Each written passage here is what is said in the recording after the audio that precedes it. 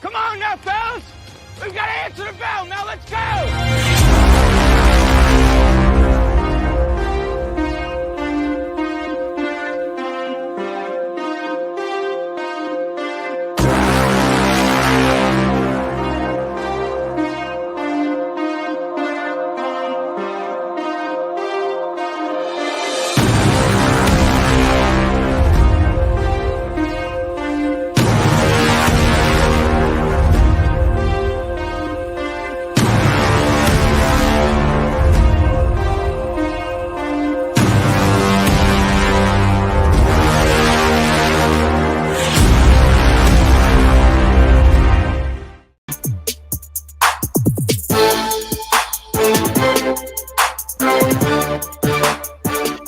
Welcome into a Top 5 Tuesday here on Main Street Sports Today, presented by Mid-Tennessee Bone and Joint. I'm Chris Yao, joined by Maurice Patton, and we are so glad to have you with us on this Tuesday.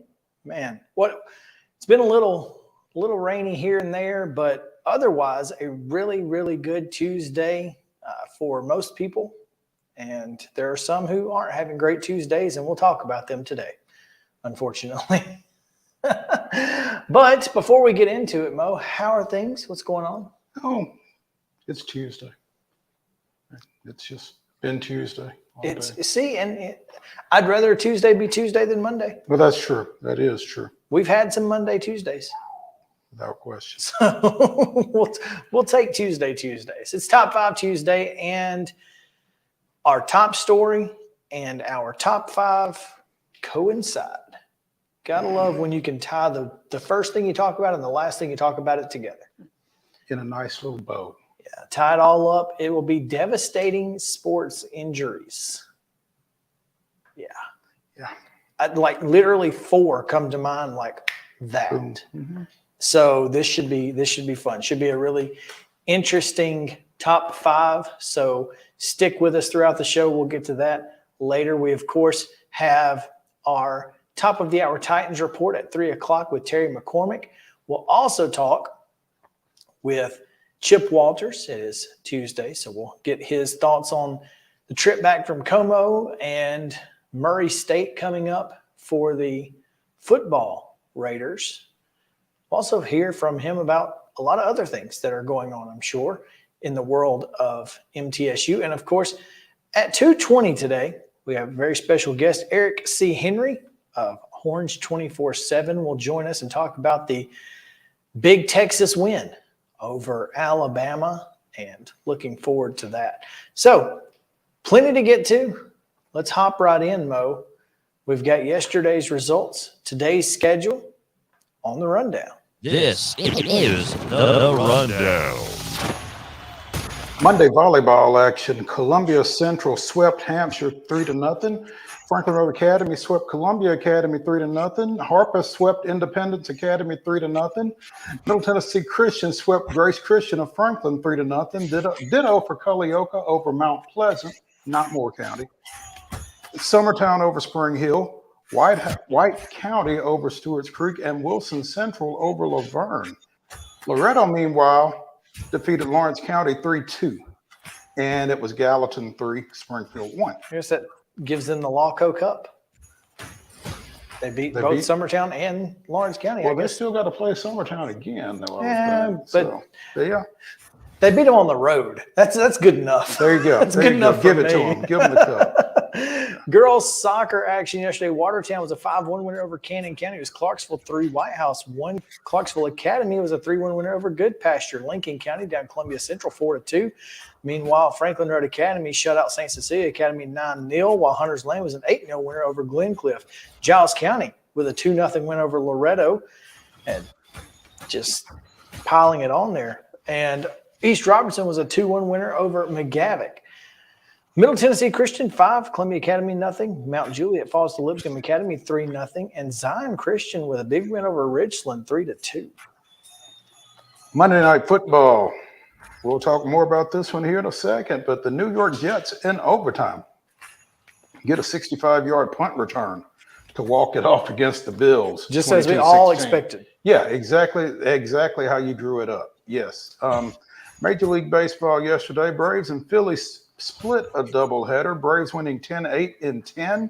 Phillies winning 7-5. Braves magic number to clinch the NL East is now at 4 games. Orioles 11, Cardinals 5. Road fight. Milwaukee defeated Miami. Goodness gracious, 12-0. It was Oakland 4, Houston 0, and the Cubs with a 5-4 win over the Rockies. In volleyball action today, Station Camp is at Gallatin at 5. Also at 5, Hunters Lane welcomes John Overton. Wilson Central's at Warren County. Zion Christian at home against Franklin Classical at 5:30. Lawson is at Antioch. Valor Collegiate's at East Nashville. Providence Christian at home against Columbia Academy, while USN welcomes Middle Tennessee Christian. At 6, Cannon County College Academies is at Harpeth or not. College Academies and Harpeth are playing. Today. Where? I don't know. Flip a coin. Yeah, good luck. Check your local listings. White County at Laverne at 6. Loretto hosting Collinwood. Mount Pleasant's at home against Summertown. And Riverdale goes to Murfreesboro Central. Waverly is at Santa Fe. At 6:30 tonight, Smyrna's at Cookeville. Lebanon hosting Stewart's Creek. Columbia Central's at Lincoln County. Blackman's at Oakland. And Spring Hill hosts Lawrence County. Siegel and Rockville will play at a time unbeknownst to us. Girls soccer today at 4:30. Middle Tennessee Christian is at Battleground Academy. Also at 4:30, Franklin Christian is at Brentwood Academy, and Lawson is at Overton. At 5 o'clock, Antioch at Cane Ridge. Davidson Academy hosts Nashville Christian. Valor Collegiate travels to Easel Harding. Glencliff hosting Martin Luther King. STEM Academy goes to Lead Academy. Springfield hosts Portland, and Grace Christian of Franklin is at the Webb School of Bell Buckle. At 6 o'clock, Culleoka is at Cornersville. Christ Presbyterian hosts University School of Nashville. Independence Academy is at East Robertson. Waverly goes to Harpeth. Harpeth Hall hosts Ensworth. Clarksville Northwest goes to Henry County. Rossview is at Kirkwood. Murfreesboro Central is at Marshall County. Tullahoma hosts Lawrence County. Warren County goes to Watertown. And Kenwood is at White Creek. 6:30 tonight, Clarksville Northeast is at Clarksville High. East Hickman's at hosting Cheatham County. Fairview is at Creekwood, while Macon County is at White House. At 7 o'clock, it's Beach hosting Gallatin. Centennial at Brentwood. Smyrna at Cookeville. Dixon County welcomes West Creek, and Franklin County is at home against Giles County. Franklin travels to Independence. Republic is at Merrill High. Nolensville hosts Page. Oakland at home against Rockville. Summit goes to Ravenwood. Spring Hill is at Shelbyville Central. Siegel at home against Riverdale, and Liberty Creek is at Sycamore. Major League Baseball tonight at 5:35. You can catch the Cardinals at Orioles. The bird fight resumes. Reds are at the Tigers at 5:40 this evening. The Braves at the Phillies, same time. At 6:40 tonight, the Marlins are at the Brewers. The Astros welcome the Athletics at 7:10, while the Cubs continue their series at Colorado at 7:40. In minor league play, the Sounds are at Charlotte at 5:35 p.m. And that, folks, is your rundown.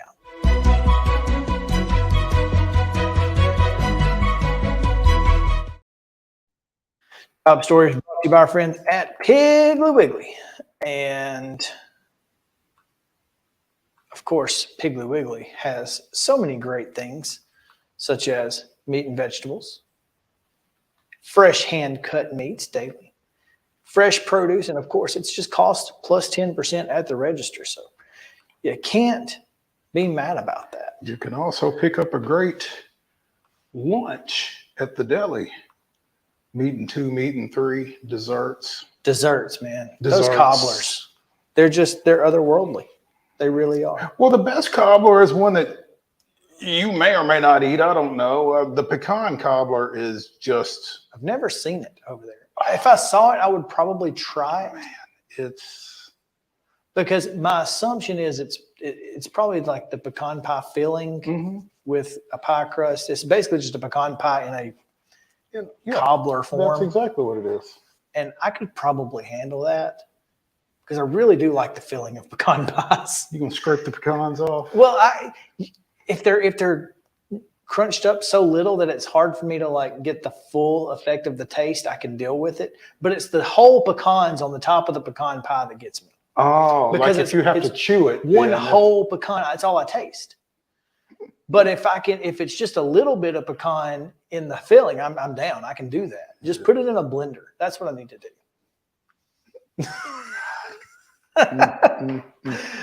Diva, party of one. Anyway. Hey, listen, Mr. Pickle.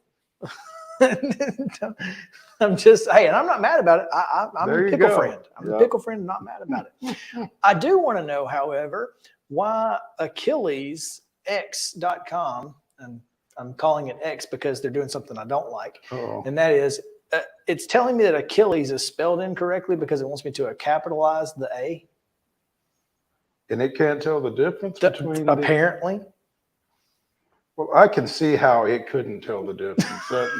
It's just wild, right? That is wild. Well, you know what I mean. Clearly, I'm not talking about the Greek mythology character. That's wild. I'm talking about the tendon. and Aaron Rodgers. The tendon that is torn for one Mr. Aaron Rodgers on his left side. Did you see the replay? Yeah. Where you can literally see it roll up his calf? Yeah. Ooh. Well, same thing happened to Michael Soroka. I mean, you saw the spring. Ooh. And it's, I mean, it was a brutal injury. I mean, not to watch. It wasn't like, Tyrone Prothrow's leg or anything, or Joe Theismann or anything. But as I'm watching it live, I thought maybe he just hyperextended or something. I thought maybe it was just a bad sprain or something like that. I thought the guy fell across it. I couldn't tell. Yeah. But then when they showed it back and it showed how his foot was flat. And it rippled up. Yeah, and you saw the hip go forward and the leg go forward. I was like, okay, yeah, that's not good. Yeah. And the fact is, he was 4 plays into his New York Jets tenure. You know what was odd about the way that was handled was after the game, Jets coach Robert Saleh, I guess that's how you pronounce it. It is. Okay. He just said, yeah, it's an Achilles and it's bad. And in a world where we got to go look at the tape and we don't know and we've not talked to the medical team and this and that, for him to come out and address it post-game like that was different. Yeah. But I'm sure he got the report at halftime. It's an Achilles. He's done. And he is done, right? I mean, you can't come back from that. At his age. I don't know if it's a matter of you can't come back from it or why? Do you want to come back from it? Do you want to put the work in at 39-40? And how far back can you come at 39-40 from that? So, I mean, he might just want to get far enough that he can jog and, play slow pitch softball or whatever's next. But I don't know that he necessarily wants to come back to NFL starting quarterback level comeback. And this is the 3rd Achilles tear in the last month, Mo. J.K. Dobbins tore his Achilles on Sunday. Aaron Rodgers last night. Andrew McCutchen not too long ago. What is the deal?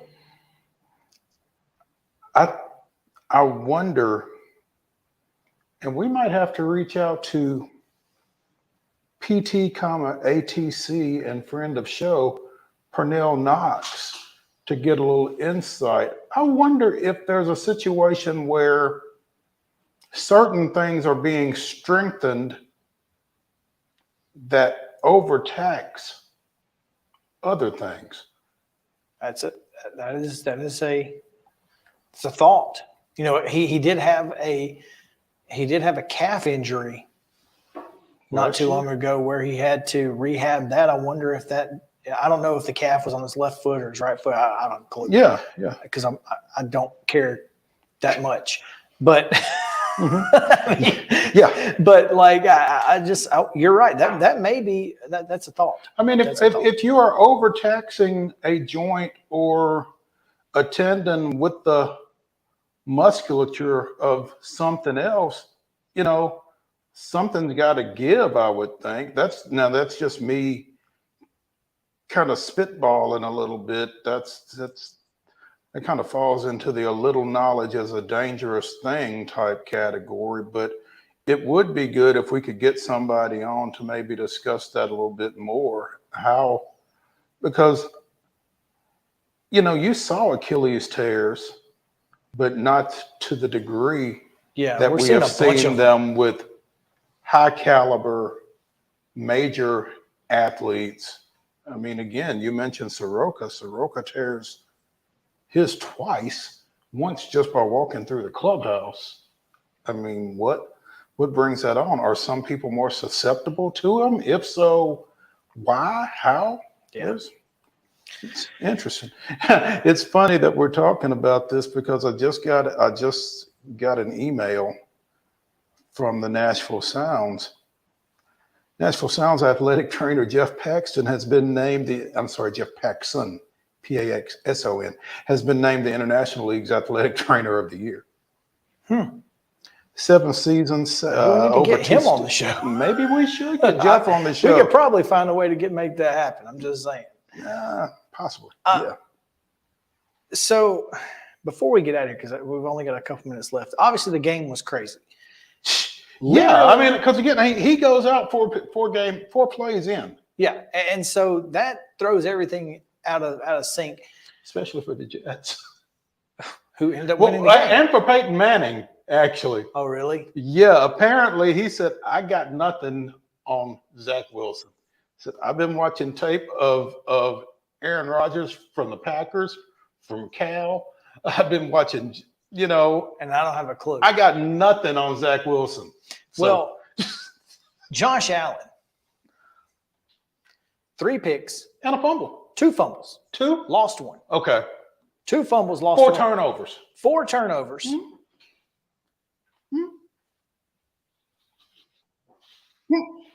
America, are you pulling a Bernie Mac, Chris? I'm just going to ask a simple question. Where is the hate for Josh Allen? Because I hate to tell you this, Josh Allen and Ryan Tannehill are the same person. What has Josh Allen done in his career to give him a pass? Would you like to find out? Since 2019, when Ryan Tannehill took over the starting position for the Tennessee Titans. Was Josh Allen the starter for the Josh Allen was the starter for the Buffalo Bills. They lost in the wild card to the Texans. The Buffalo Bills did. Tennessee Titans lost the AFC Championship game to the Kansas City Chiefs. The next year in 2020, Buffalo lost the AFC Championship game to the Kansas City Chiefs while the Titans lost in the wild card. 2021, they both lost in the divisional round, except the Titans were the number 1 overall seed. And last year, of course, Tannehill was hurt, so you can't compare the two. But they are the same person. They have done the exact same things. Josh Allen is a top 5 quarterback in this league. Ryan Tannehill's trash. That's what I hear. I'm done. If I don't see folks calling for Josh Allen's head on talking head shows, and all I hear about is how bad Ryan Tannehill was, and Ryan Tannehill was bad. You're talking about Sunday? Sunday. Yeah. He was bad. Well, Joe Burrow was bad. Right. Josh Allen was bad. And I think people are making that correlation. We're making that correlation late last night and are making that correlation today that all three of them were bad. And they better be, because I'm not seeing. And none of them's bad was any worse than anybody else's. Why Josh Allen hasn't been considered historically in the same category with he's younger. Ryan Tannehill? But he was put into a better situation as a rookie. And Ryan Tannehill was tasked with trying to make the Dolphins good, and when he was there, they were bad. Yeah, and I think some folks have not been able to let go of his performance in Miami with a bad team. I think that's carried over into his Titans tenure, fairly or unfairly. I think it has. And I think mostly unfairly, in my opinion. Well, sure. But hey, I don't disagree with that. I'm just saying. I think that people have held on to that. Oh, 100%. But if you're objective about it, your point is pretty inarguable.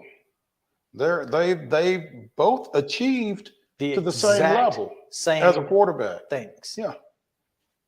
So. And the fact is that the Titans did it with a worse supporting cast. Yeah. Anyway. Well, outside of Derrick Henry, but that's it.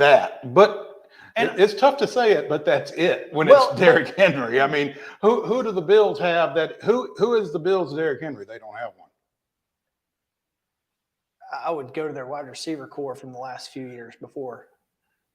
Well, they had to get Stephon Diggs. Right, but the point being that they put a lot of effort into their passing game, whereas the Titans did not, and Ryan Tannehill has still matched Josh Allen's success rate. Yeah. Maybe not in the regular season, although they have both gone 12-5, and I think Allen went 13-6 or 13-4 one year. Mm-hmm. But they've still achieved the exact same thing. Neither one of them's been to a Super Bowl. They both lost. Neither one of them's been to a right. They both lost in a wild card. They both lost in a divisional round. That's all I got. Josh Allen gets a pass. Ryan Tannehill, we want to see Malik Willis and Will Levis. I don't know. Well, maybe that's a fan base thing as much as anything. It certainly is. But there's plenty to talk about. We'll get some more from the Titans report at the top of the hour with Terry McCormick. Right now, we're going to take a break. Eric Henry standing by. Talk a little Texas Longhorns right after this on Main Street Sports Day, presented by Mid-Tennessee Bone & Joint. Stick around.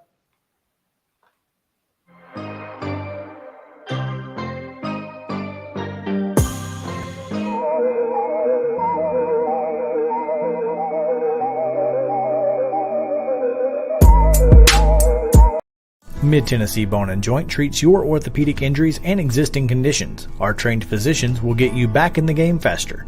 Contact us at 931-381-2663 or www.mtbj.net.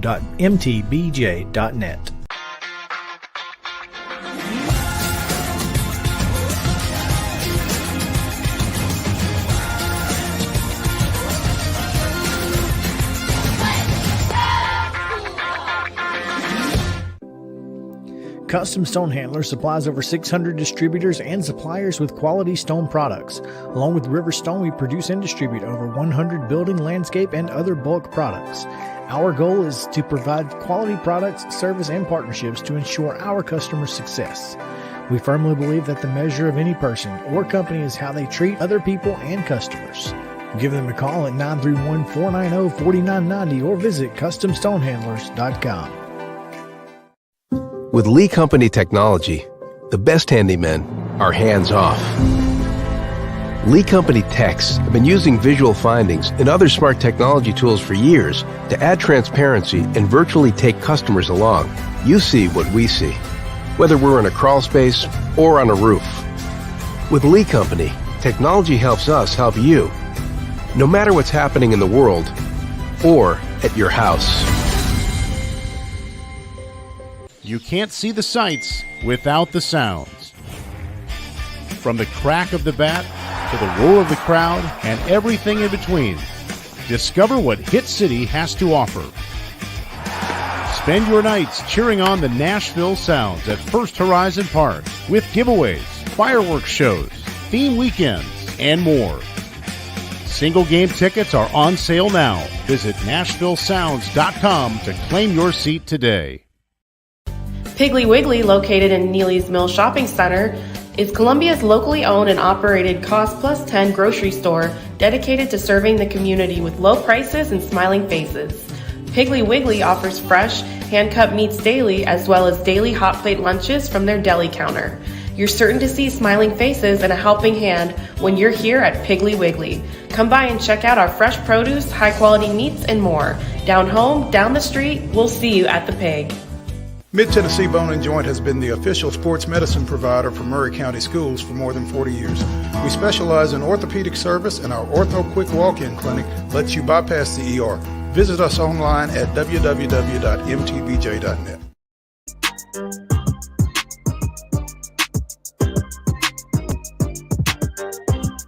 Welcome back in Main Street Sports Today, presented by Mid-Tennessee Bone & Joint in the Lee Company studio. We are coming to you live from here in Columbia, just south of Nashville, in SEC country, though.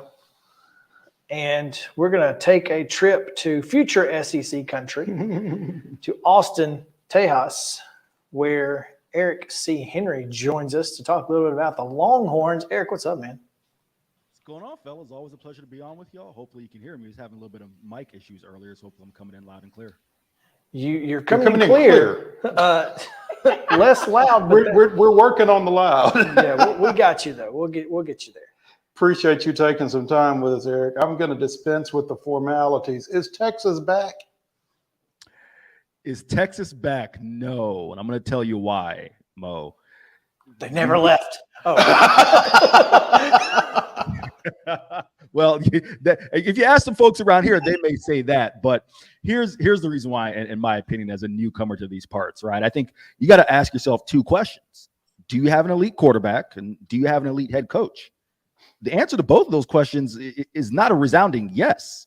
You took a step in that direction with Quinn Ewers and Steve Sarkisian getting that victory over Alabama. Let's start with Quinn, right? Quinn is someone who, last time I was on your guys' show, talked about the fact that you got Arch Manning, 5-star recruit coming in, and you got Malik Murphy, who's also a 5-star talent from Inglewood, California, who pushed him, right? And the fact that Quinn really did enough to win that job in the spring and lock down the job in the fall. Every time we talk to him during his media availability, we usually get him every Monday. He just emphasizes the fact that he was able to grow into the quarterback role because it was his team.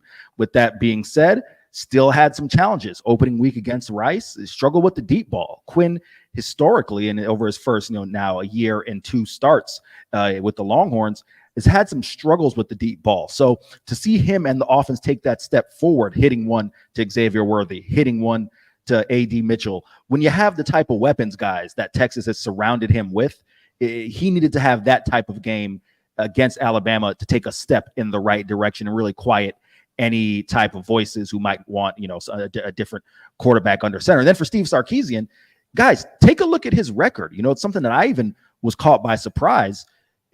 He's just about 7 or 8 games over 500 as a head coach. And obviously, we know some of the things that, his personal struggles that he dealt with at USC cut his tenure there short. But even when you go back to Washington, there were some 7 and 6 years in there where you take a look and you say, hey, this is a guy who got this job. Yes, because he's a very talented head coach and a creative offensive mind, but also Nick Saban and Stark will be very vocal about this when you ask him.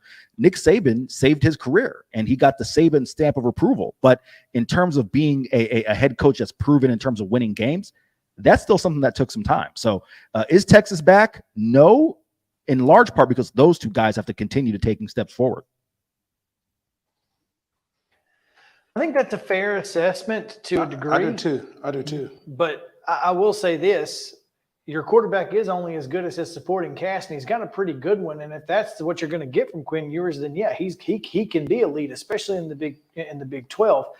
That being said, and additionally, Steve Sarkisian, now obviously as a head coach, has had some struggles, but as an offensive coordinator in Alabama, he was elite. And if he gets to a point where he's able to replicate that success consistently, I think he's going to be an elite head coach in the SEC in the future and in all of college football.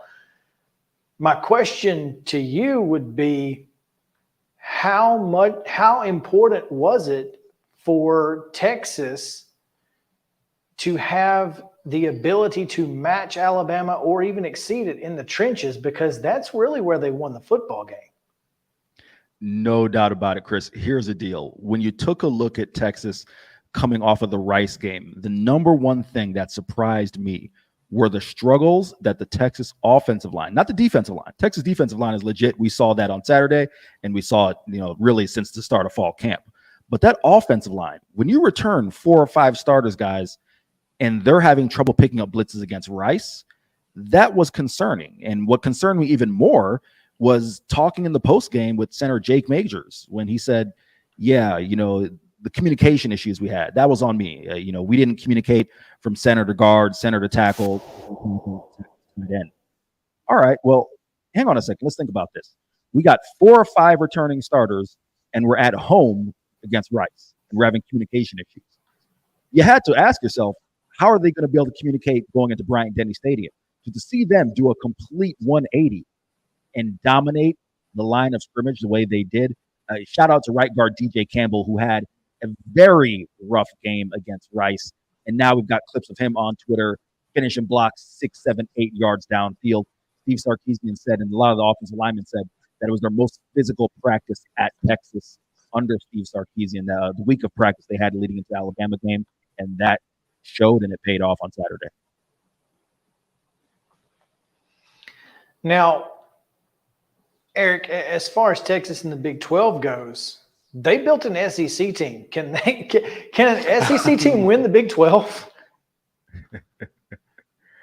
Well, right now, you take a look at the struggle Texas Tech had losing to Wyoming. You take a look at, some of the struggles that Baylor's had losing to Texas State. I don't think there's any doubt they can win the Big 12. I'm just trying to figure out who's going to be that second best team. Because right now, Texas is clearly the most impressive team. You want to say it's going to be Oklahoma, right? But you still have some things to figure out there in Norman. Kansas and Kansas State seem to be the best options. Yeah, there you go. You were going right where I was heading. I'm a big believer in Jalen Daniels, guys. Anyone who has enough confidence and swag to walk into Big 12 media days with his highlights playing on his chain, you have to appreciate that in my mind. And he's a stud. We saw it on the field as well when he's been healthy. And K-State, Chris Kleiman, he's got that program again back in contention as well. Will Howard has got some things going. That running game with Trayshawn Ward coming in from Florida State as well. So I think, again, DJ Giddens, those 2 teams are the teams you got to keep an eye on. But you asked me, can they win the Big 12? Oh, most definitely. Now, they haven't proven it since 2009. They've got to go out and continue to prove it. But talent-wise, I think far and away, Texas is the most talented team in this conference.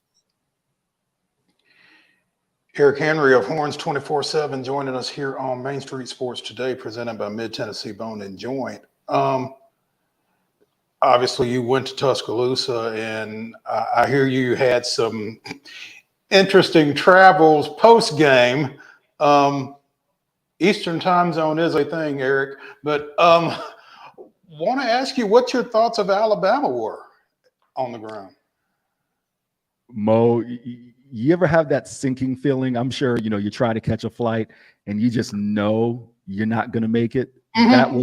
That was the feeling when I plugged in my GPS, to get back to Hartsfield, and I saw that thing flip from Central to Eastern time. I was like, oh man, luckily I made it. Funny story. I will tell you how my thoughts were on the ground in Alabama, but I'm sure you guys will get a kick out of this. So, as a frequent flyer, I have pre-check and clear. I recommend it for anyone who flies often, right? So I get in the line in Hartsfield, and it's my first time flying out of there. So I ask one of the people working the line, like, hey, is this the pre-check line? And he says, no, it's the general line. I'm like, all right, where's the pre-check line? He's like, it's over there. And he kind of gives me a look, and he's like, hey, for $20, I can put you in a wheelchair, and I can throw you in the pre-check line, get you to the front of the line. I'm thinking I'm going to, kind of just brush the guy off. And I said, hey, I don't have any cash on me. He's like, cash? I'll take Cash App, Venmo, whatever you got. I did not take him up on the offer, and luckily I made the flight regardless. But I respect the hustle of everyone trying to make a buck. As to my thoughts on the ground in Alabama, yeah, you know what? I really enjoyed my time. We stayed in Birmingham, myself and shot to Chip Brown. of 24/7 Sports as well, Horns 24/7.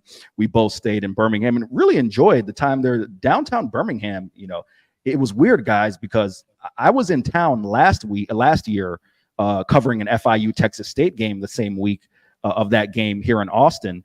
And Austin was hopping from Friday. It was just packed with fans. When we got to downtown Birmingham, it was a little bit weird not to see anybody out 4 o'clock of the day before the game. But by the time we stepped out of the establishment that we had a couple of waters in,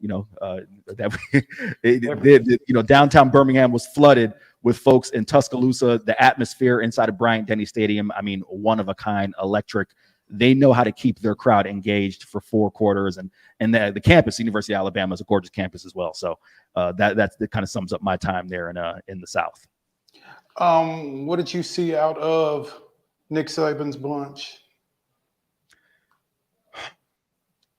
I'll break it down to a couple parts. One, I saw enough out of Jalen Milroe to say there's something there. That's a guy who I will be very intrigued to see what he looks like 5, 6, 7 weeks down the road. Don't let his numbers fool you. And I'm sure everyone, watching saw that game. He was pressured all night by the front four. They did not have to blitz a ton. Texas did blitz under defensive coordinator Pete Kwiatkowski, but not often. So that was a struggle. Interested to see what he may look like towards the end of the year. In terms of the team, it was interesting, guys, because Texas was the one who looked as if they were more composed. And something I wrote was that Steve Sarkisian didn't want to call us a statement game. He called it a benchmark game, that he'll see that both teams, would see what their team has exiting that game. And I wrote something disagreeing, saying, hey, Sark, Bama has 15 years worth of track record to know that they're going to be 10 wins competing for an SEC title at the end of the year. They don't need a benchmark to know that. Texas needs the benchmark. They're the one with something to prove. And you would have thought that Alabama would have been the team that was composed and had been there before, but it was Texas who came out from jump and looked like the more composed team. So I'll be really interested. This seems like the first real project job that Nick Saban may have had with a team in a very long time.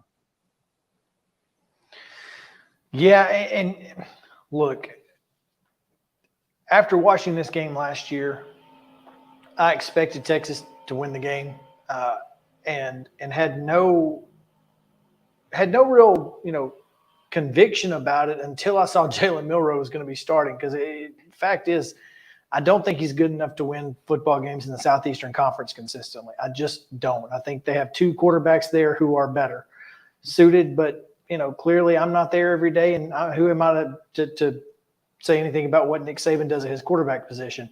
But as far as Alabama long term and Texas long term, do you feel like Texas has a better chance over the next 10 years to be more successful in the SEC than Alabama will be?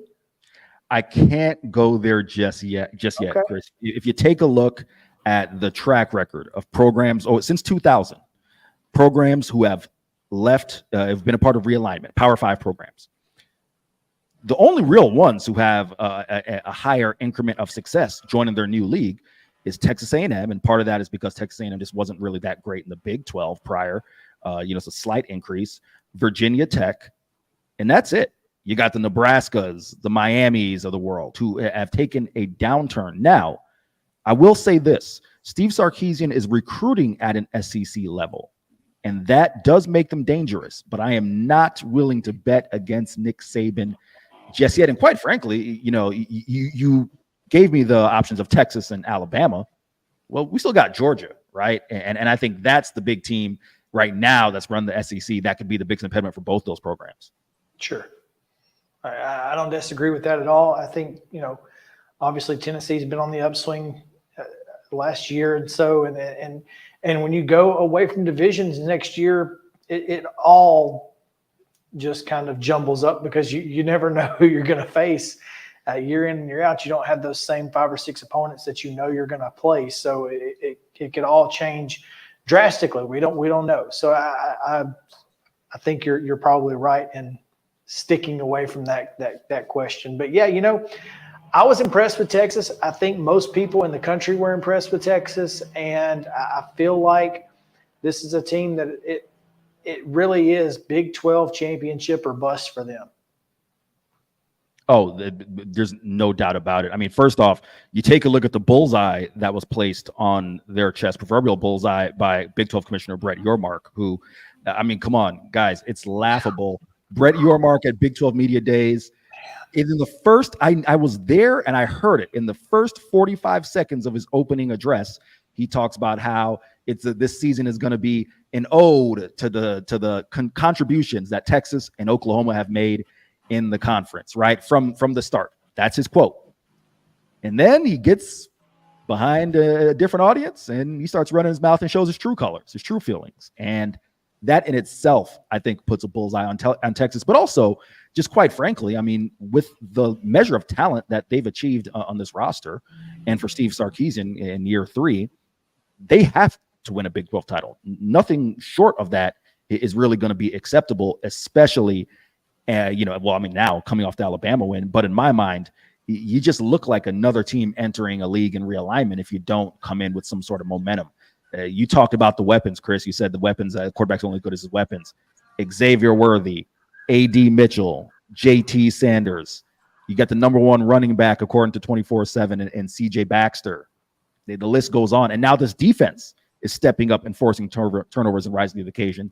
Now, if the expectations weren't high, entering the season, they're even raised now. Nothing short of a Big 12 title is really acceptable. And Eric, you mentioned Yormark's comments. Texas-Oklahoma championship game is an absolute nightmare for the Big 12, right? Sure. There's no doubt about it. I mean, the dark horse, and I'm not just saying this because it's my alma mater. I think the dark horse you'd have to look at as far as the newcomers was like a UCF, looking at how much talent, how much Power 5 talent they've been able to kind of compile down there with Gus Malzahn. But now that their quarterback's hurt, John Rice Plumlee, it doesn't look like that's going to happen. An absolute nightmare situation because it's the ode to the Big 12 from day one. But yeah, we'll celebrate you, but just on the way out, let's have some of these teams that are actually going to be here actually compete for a conference title. Yeah, it is unfortunate about John Rice Plumlee, former Ole Miss quarterback. Great kid, dual sport athlete. Love the kid. I hope he can find his way back to the field because he really does give UCF an opportunity to be successful in the Big 12. And, as far as the newcomers go, they need UCF to do something because Houston ain't. So there's that. Eric, man, we appreciate you taking time with us today. I don't know if Texas is back or not, but it's going to be fun to watch them all year long and obviously next year in the SEC. Chris and Mo, always a pleasure hopping on with y'all. Hopefully I get this mic thing worked out and y'all can hear me loud. I got it's you better now. I got you loud, so you're good. I think it was on our end on that part, so It worked out. We appreciate you, Eric. Appreciate y'all, fellas. All right, we're going to take a break. When we come back, Braves chatter.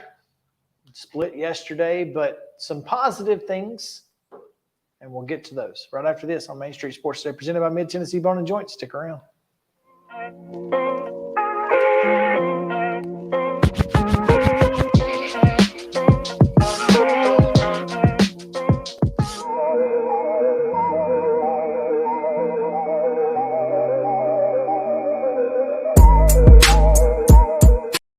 Mid-Tennessee Bone & Joint treats your orthopedic injuries and existing conditions. Our trained physicians will get you back in the game faster. Contact us at 931-381-2663 or www.mtbj.net. With Lee Company technology, the best handymen are hands-off. Lee Company techs have been using visual findings and other smart technology tools for years to add transparency and virtually take customers along. You see what we see, whether we're in a crawl space or on a roof. With Lee Company, technology helps us help you, no matter what's happening in the world or at your house. Jones & Lang Sporting Goods here in Columbia has been outfitting teams, officials, and anybody else from T-ball to college for 50-plus years. Be sure and check them out at 931-388-8060 or online at jonesandlang.com. Jones & Lang Sporting Goods, the look of a winner. Zion Christian Academy, ZionEagles.org or 931-388-5731. You can schedule your appointment. Go tour their campus. It is beautiful over there, and you're definitely going to want to see it. Again, it's ZionEagles.org. Give them a call, 931-388-5731, and schedule your tour today. Did you know that up to 80% of us will experience back or neck pain during our lifetime? Many of you are offered surgery or addictive pain pills to relieve your chronic pain. At the Dr. Gill's Center for Back, Neck, Chronic Pain Relief, we have been leading the way to better health, naturally, and have helped tens of thousands of people right here in Middle Tennessee for the past 30 years. I came to Dr. Gill about 10 years ago after my local doctors recommended surgery. I knew about Dr. Gill and wanted to see if he could help me. 10 years later, I am pain-free, no surgery, and no pain pills. Surgery is scary, and over 40% of all back surgeries fail, creating a cycle of surgery and pills. There is a safer solution to your chronic pain. Make the call to the Dr. Gill Center for Back, Neck, Chronic Pain Relief today and get your life back. This office visit is normally $299, but call today and receive your initial consultation, report of finding for just $49. But hurry, this offer won't last long. Call 615-768-8743. That's 615-768-8743. You can't see the sights without the sounds. From the crack of the bat to the roar of the crowd and everything in between, discover what Hit City has to offer. Spend your nights cheering on the Nashville Sounds at First Horizon Park with giveaways, fireworks shows, theme weekends, and more. Single game tickets are on sale now. Visit NashvilleSounds.com to claim your seat today. Mid-Tennessee Bone & Joint has been the official sports medicine provider for Murray County Schools for more than 40 years. We specialize in orthopedic service, and our Ortho Quick Walk-In Clinic lets you bypass the ER. Visit us online at www.mtbj.net.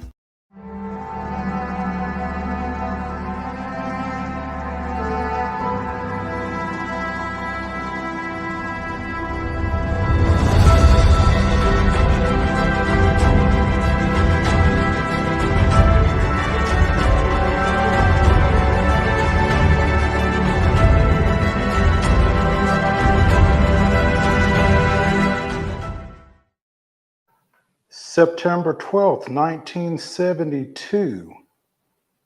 And I had my page elsewhere. There we go. In the final appearance of his 10-year career, former 30-game winner Denny McClain takes the loss when he allows 3 ninth-inning runs and does not retire a batter in the Braves' 7-5 loss to Cincinnati. McClain, thought to have been involved with gambling toward the end of his 131-92 Cy Young winning career, gives up a single to Pete Rose on his final pitch. That was this day in Braves history. All righty then. Yeah.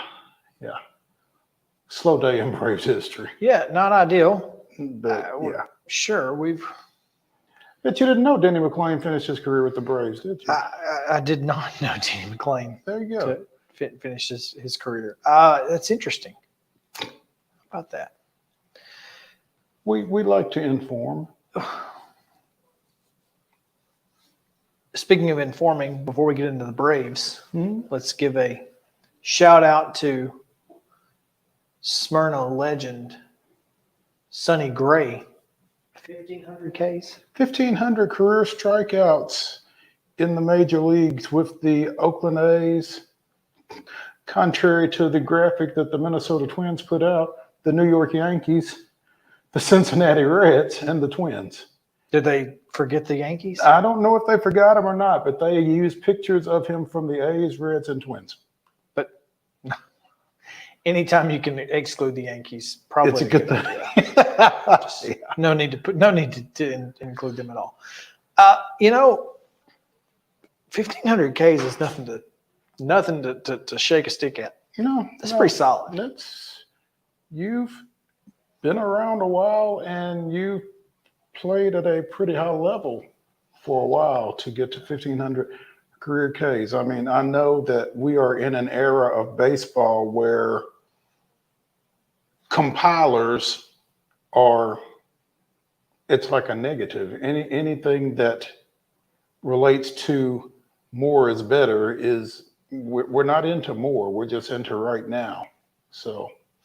Yeah, but still, to have had a career long enough to strike out 1,500 batters is pretty significant to me.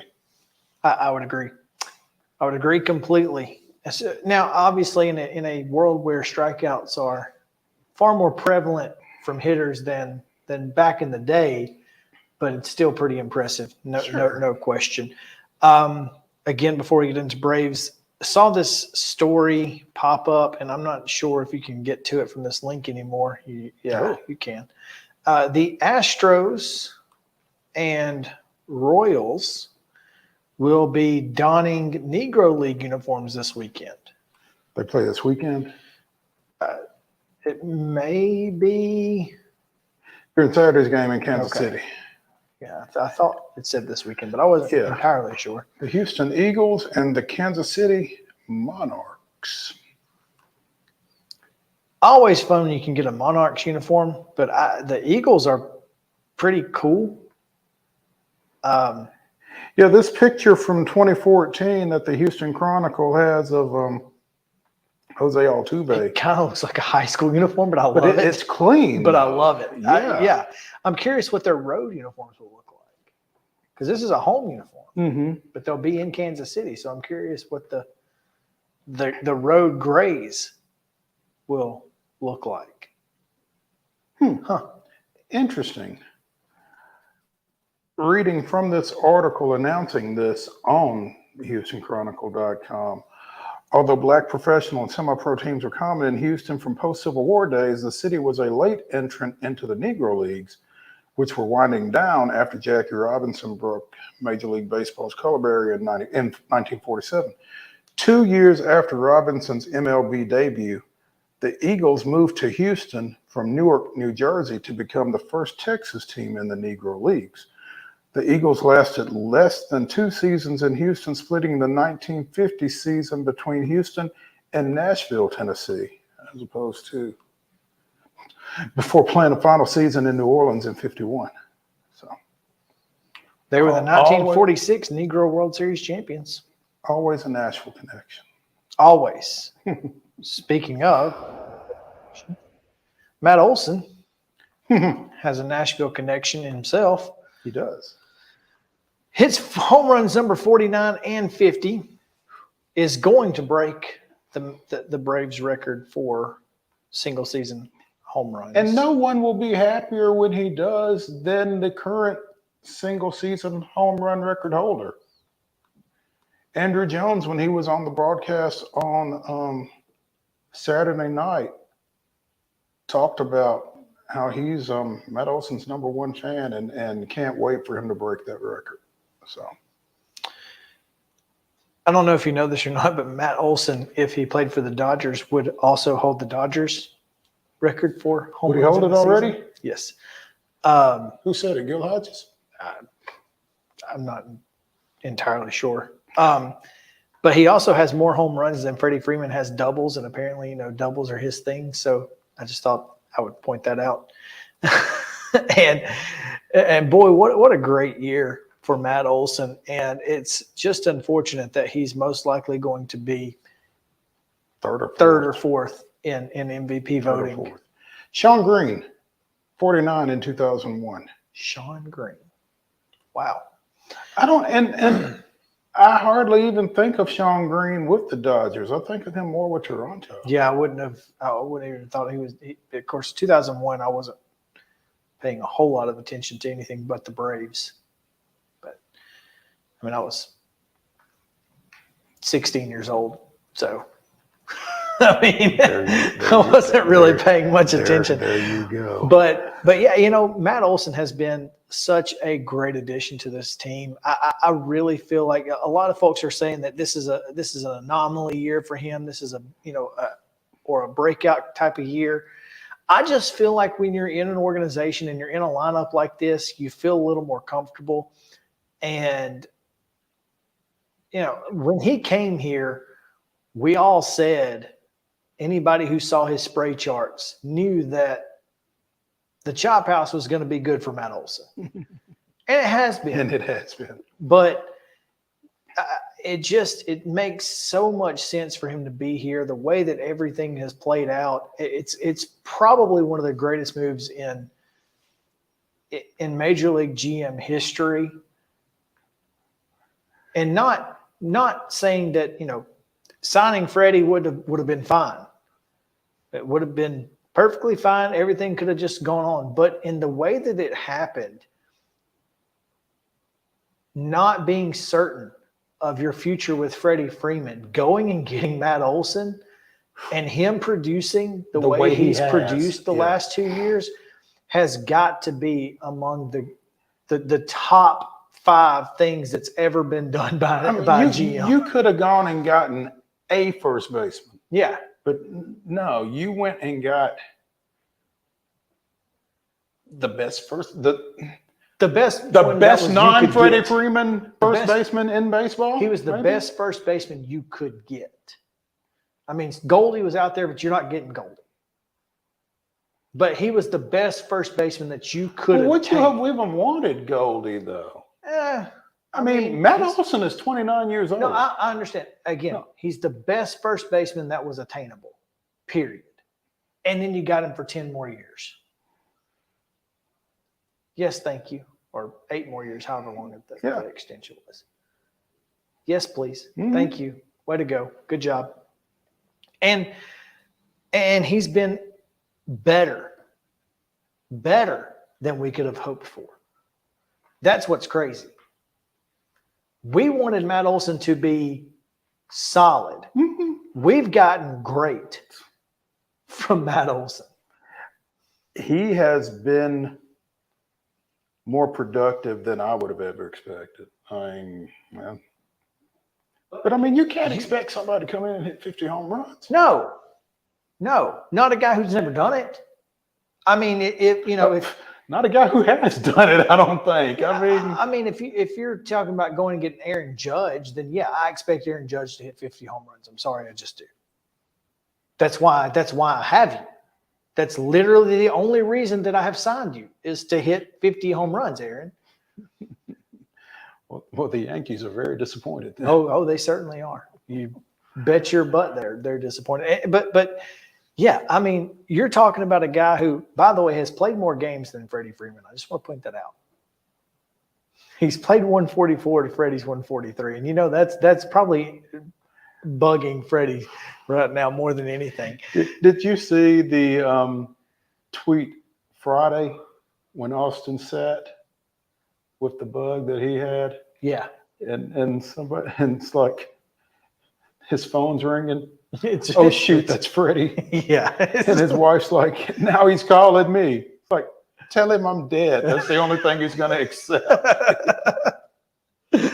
Oh, I find this very interesting because Matt Olson's batting average and on-base percentage are lower than Freddie's, but his OPS is higher because his slugging percentage is drastically higher.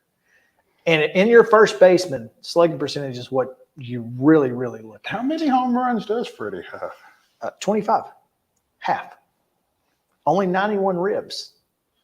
To Olson's 127. Olson's 127 RBIs are 23 more than anybody else. If he hits 57 homers and drives in 140, I almost feel like you have to give him the MVP.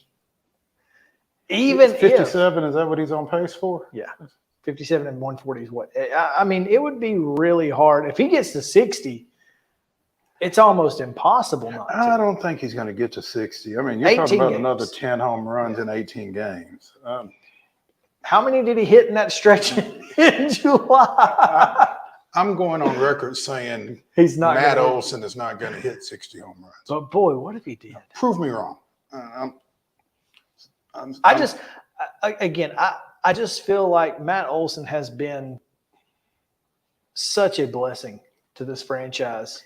It will definitely be interesting to see how the MVP shakes out between Acuna, Betts, Olson, and Freeman. And at this point, Freeman is fourth, right? I think so. And I don't think it's particularly close.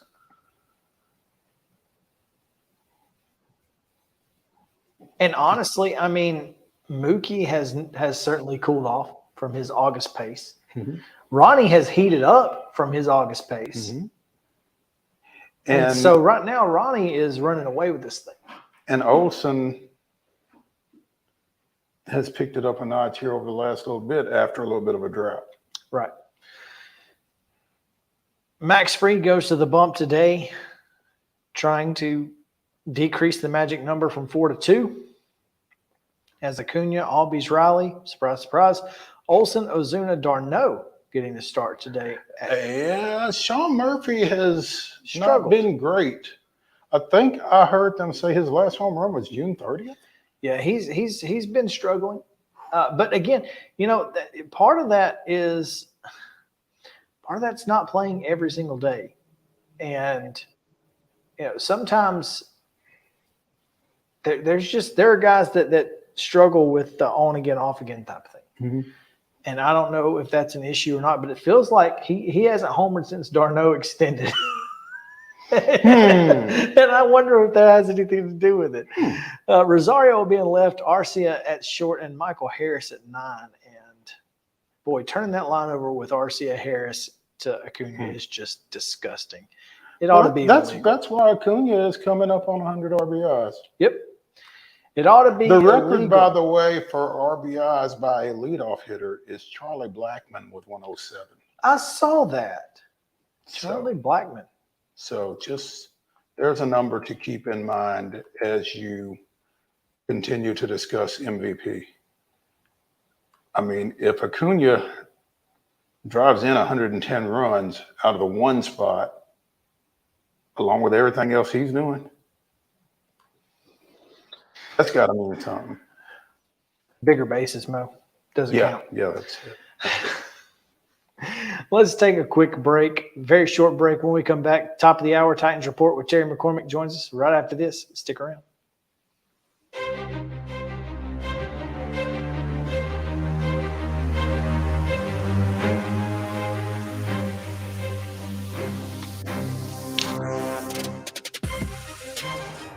There is nothing better than drinking an ice-cold beverage while taking in a Nashville Sounds baseball game. Hi, I'm Stephanie Miller with Mornings on Main Street. The Nashville Sounds and Main Street Media Television have teamed up to promote Sunday Family Fun Day here at First Horizon Park, each Sunday home game. Just go to your favorite Main Street Media website and click on Sounds Main Street Media Day banner to register to win free tickets. And then we'll see you here at the ballpark. Tired of hanging lights every year? We get it. That's why Southern Nights is here to help. We install programmable lighting on your home or business so you can enjoy beautiful, customizable lighting all year round. No more ladders, tangled lights, or cold nights outside. We do the work, you do the celebrating. Call Southern Nights today and take the hassle out of holiday lighting forever. For a free quote, give us a call at 931-241-3074 or visit our Facebook page at Southern Nights.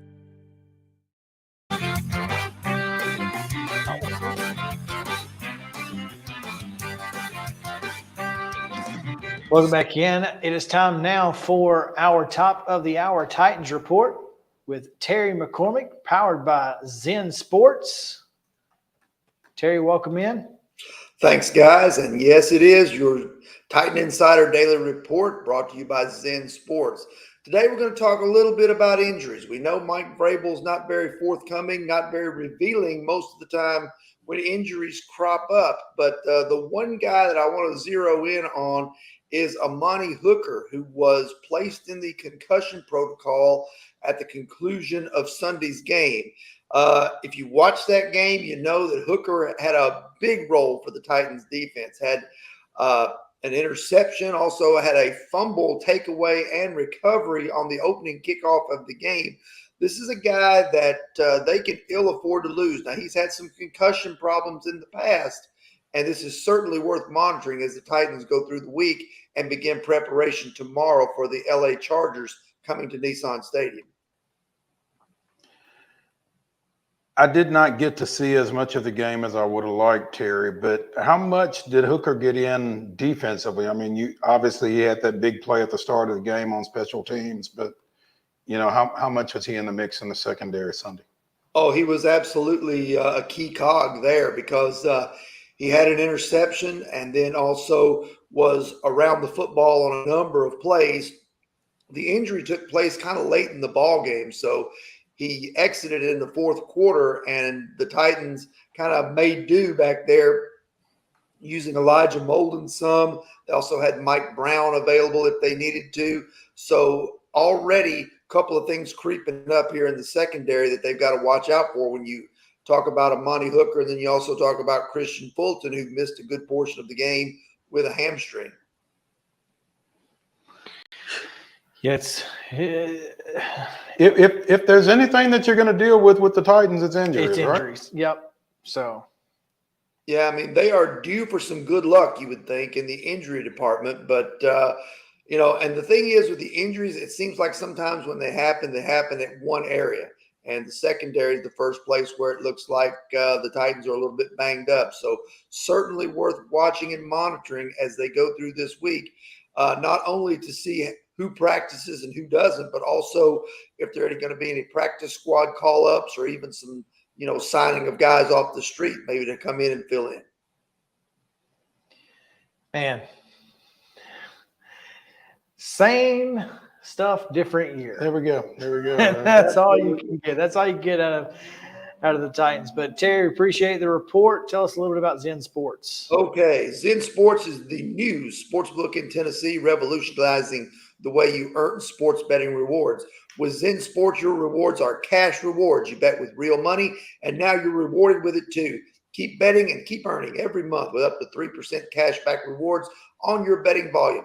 Best of all, earn cash commission on your referral bets with Zen Sports Referral Rewards Program. Zen Sports, betting just got better. Gambling problem, call 1-800-889-9789. Terms and conditions apply. Must be 21 and older and in Tennessee to bet.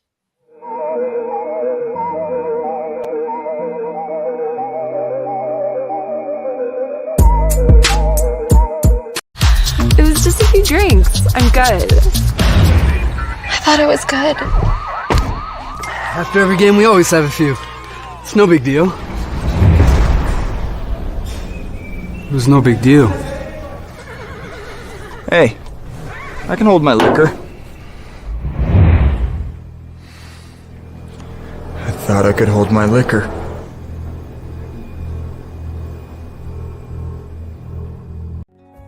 Since 1975, Mid-Tennessee Bone and Joint Clinic has treated the orthopedic needs of Middle Tennessee residents. The trained physicians provide surgical options and minimally invasive options to treat all orthopedic needs. The walk-in clinic, OrthoQuick, helps you bypass the ER while treating sports injuries and acute needs Monday through Saturday. Visit MTBJ online at mtbj.net or on social media at Mid-Tennessee Bone Joint Clinic. Y'all, I'm serious right now. They have a dragon here. I saw it. Wait, no, they don't. There's no such thing as dragons. I swear, I saw it. It had huge claws. Get out of here. It had eyes as big as the moon. Come on, I'll show you. Wait up.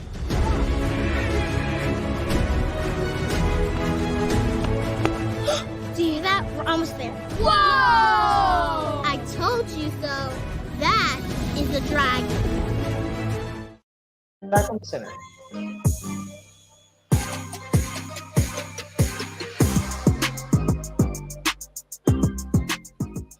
Welcome back in Main Street Sports Day, presented by Mid-Tennessee Bone and Joint. Chris Yao, Mo Patton. Where's David Cutcliffe when you need him? On this Tuesday, man, what a great day it has been. What a great day it's going to be. Top 5 Tuesday, devastating sports injuries. There are plenty of devastating sports industries, starting with the one we were just talking about off air. Injuries. Yeah. Oh, now man. that you mention it. No doubt. But first, we need to go to Chip Walters joining us here. Talk a little about the Blue Raiders of MTSU. Chip, what's up, man? Well, just been a couple of busy weeks and getting ready for the home opener. Murray State coming in, and obviously I think, well, y'all might have gotten to see some of the game on Saturday night, but, Middle had had a pretty good opportunity, played really well at Missouri. And, we talked last week about, the Alabama game, and it was kind of really hard to tell sometimes against a team that good, just where you are. But, and I didn't think Middle played particularly bad at Alabama. It's just that whenever they made a mistake, Alabama was able to capitalize on it.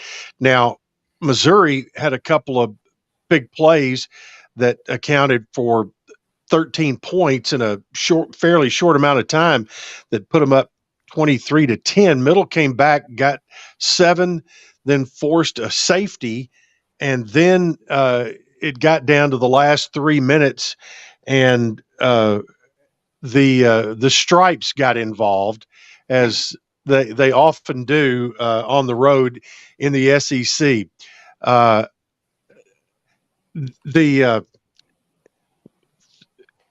It was a 3rd and 20 play coming up. Middle had sacked the quarterback.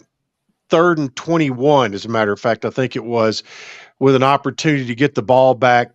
Teldrick Ross had what appeared to be textbook coverage on a receiver on that 3rd and long play, and out came the rag, and which didn't beat Middle, but it took away any chance they had to win at that point, because they were about to get the ball back, and they had been and all the momentum on their side. But it was a tough way to end what was a really good and very entertaining football game in Columbia.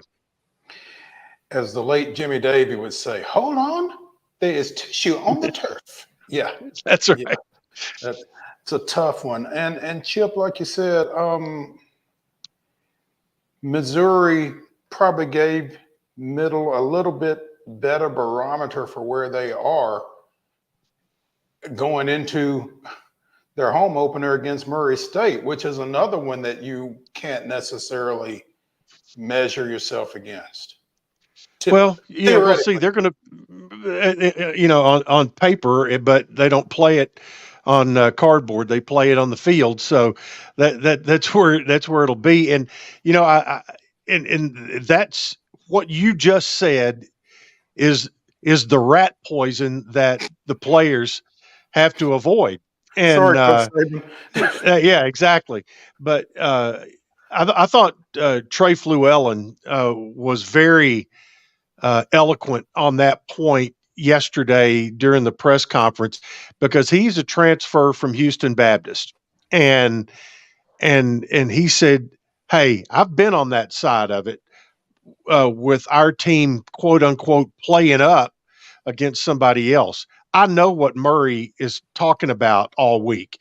So I'm telling our guys, we can't buy into that. You've got to." And the thing is, Stock and his entire staff, they're preparing no differently for Murray than they did for Alabama. I mean, it's the same process that they go through every week. So, what you have is an opportunity to get yourself back in the left-hand column this week, and then prepare yourself for another big non-conference game next week against Colorado State. But you can't win them both this week, and you don't want to let the Missouri loss get you beat twice. And so you got to be ready to go. Murray's got a quarterback that he's got some age on him. He can run around. They've got as well as throw the football. And, you go back to Coach Hatcher, that he brought in a crew of coaches that have really, that really did some neat things offensively, including Mitch Stewart, who's Middle's offensive coordinator, had been the offensive coordinator at Murray before becoming the head coach there. So they've been very innovative offensively, and they caught Louisville on a night when Louisville was red hot at home and hit them with some big plays, got behind the defense. And Middle's going to have to, want to do some of that too if they can, because they feel like they've got the speed and the athletes to do it. And so I think it's going to be a fun matchup. I think for the old heads around, this will be the 70th time that Middle and Murray have played, but it has been about 25 years maybe since since they last played. The last time they played, Houston Nutt was the head coach of Murray State. Was that a conference game? It was. And I'll tell you about that. Middle leads the series pretty significantly and dominated it in the 80s and 90s, even when Frank Beamer was the head coach at Murray.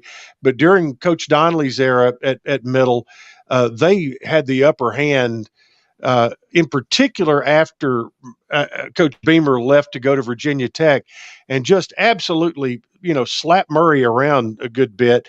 But Houston Nutt came in, and I think it was his second year there. As I was telling Coach Stock about this yesterday, he goes about all the players that Coach Nutt brought in up there. He goes, yeah, he kind of invented the transfer portal, but they had the quarterback on the Murray team the last time they played was Justin Fuente. And the running back was a guy named Derek Cullors, who went on to play for the New York Giants, and their defense was terrific. And that day, Murray scored 17 in the first half, 17 in the second half. Middle never got across the 50, and I think we could have played all day, and I'm not sure Middle would have scored on their defense that day. They were that good, but two years prior to that, Middle had scored 66 on them. So it was just kind of an anomaly, and that was the last time they played. Middle was on their way out, heading to the Sun Belt and 1A football at the time. So a lot of good memories. I've seen that horse run up at Roy Stewart Stadium a lot of times. And the first game I ever went to as a student at Middle, Murray came in ranked number 1 in the country, and Middle had like minus 34 yards rushing and found a way to block a punt and use their 2-minute offense. And they beat Murray 14-9 when they were ranked number 1. And that was what really got Coach Donnelly's third season off. After winning 1 game and then 2 games, his third year won 6 games in the fall of 81. And the win against Murray that year was a real key to getting that started. I think Coach Donnelly threatened to call the ASPCA about Murray running that horse one year. We're speaking with the voice of the Blue Raiders, Chip Walters. I was going to mention that running live animals on the field. I don't know if y'all happen to see the bison run on the field, but those dudes in Colorado that have to run with those animals, or any animals, you got to run with animals. You got to be in shape. That's not easy to do. So well done to them. But before we get out of that, I want to ask you to kind of tell folks who are going to be going, there are some changes in the way that you will get into the stadium, some tailgating issues, possibly. What do folks need to be aware of if they're coming to the game on Saturday? The biggest thing is the construction zone that is in the north end of the stadium. If you normally would park in the Greenland Drive parking lot and walk down that asphalt driveway, I'll call it, between the Hall of Fame building and what used to be the weight room, that's all fenced off now. So you have to go around go in between the Hall of Fame and Murphy Center, and you can still get down there to gate 2 and the elevators and all of that. But the big change will be at gate 3, which is the gate that's closest to the football practice fields. You could walk directly from Greenland Drive parking lot straight down a sidewalk to gate 3. You can do that now. You have to go around the practice fields, which means you're going around. I'm not sure if they're going to open a gate on the practice fields, but you have to come through the practice field to get to gate 3.